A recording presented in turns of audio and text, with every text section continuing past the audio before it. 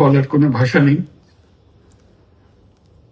কিভাবে শুরু করব সেটা বুঝতে পারছি না। আমার মতো সারা দেশের লোক আজকে হতবাক। এরকম একটা কাণ্ড হতে পারে আমরা কেউ কল্পনা করিনি, কারো ধারণার মধ্যে ছিল না। কিন্তু এই অবিশ্বাস্য জিনিস আমাদেরকে হঠাৎ করে গ্রহণ করতে হয়েছে। মাইলস্টোন স্কুল এন্ড কলেজের যে দুর্ঘটনা, প্রশিক্ষণ বিমান বিধ্বস্ত হয়ে এই কচি শিশুদের উপরে ঝাঁপিয়ে পড়ল, আগুনে পুড়ে মরল। মা বাপদের আমরা কি জবাব দেব? কি বলবো তাদেরকে? আমরা নিজেদেরকে তো জবাব দিতে পারছি না। অজানা শিশুদের মুখ সবার চোখে ভেসে উঠছে। সারা জাতি হতভম্ব,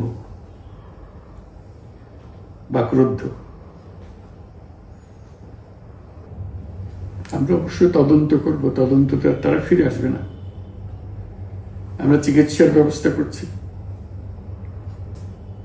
সবাই ঝাঁপিয়ে পড়েছে। সকল হাসপাতাল, সকল মানুষ ছুটে আসছে।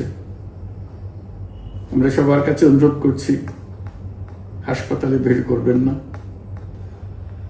আমরা বাবা মা আত্মীয় স্বজন সবার কাছে আমাদের সহানুভূতি জানাচ্ছি।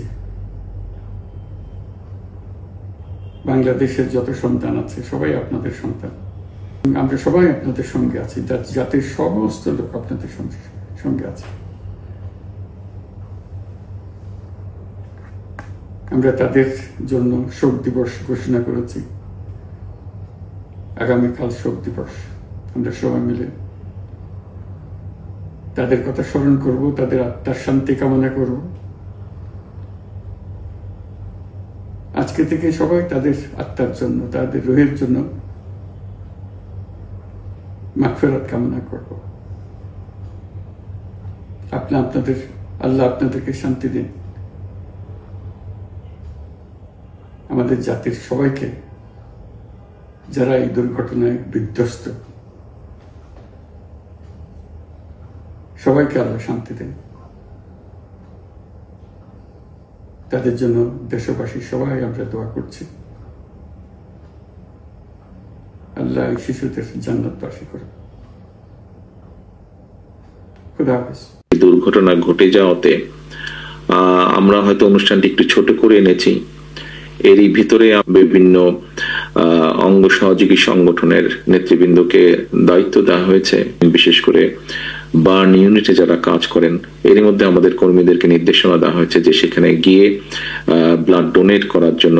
যেখানে ঘটনাটি ঘটেছে সেখানে খুব সম্ভবত এরই মধ্যে সেনাবাহিনী জায়গাটিকে কর্ডন করেছে, কিন্তু সেনাবাহিনীকেও এবং পুলিশ সহ বিভিন্ন সংস্থা যারা কাজ করছেন তাদেরকে সহযোগিতা করার জন্য আমাদের দলীয় ভলেন্টিয়ার্স যারা আছে, নেতাকর্মী যারা আছে, তাদেরকেও নির্দেশনা দেওয়া হয়েছে। আমরা অলরেডি সিদ্ধান্ত দিয়ে দিয়েছি এবং আমাদের লোকরা পাশে আছেন, এখানেও আছেন। আমি এসে এখানেও পেলাম সব জায়গায় চলে গেছে, সব জায়গায় আছেন, সব জায়গায় থাকবেন ইনশাল্লাহ।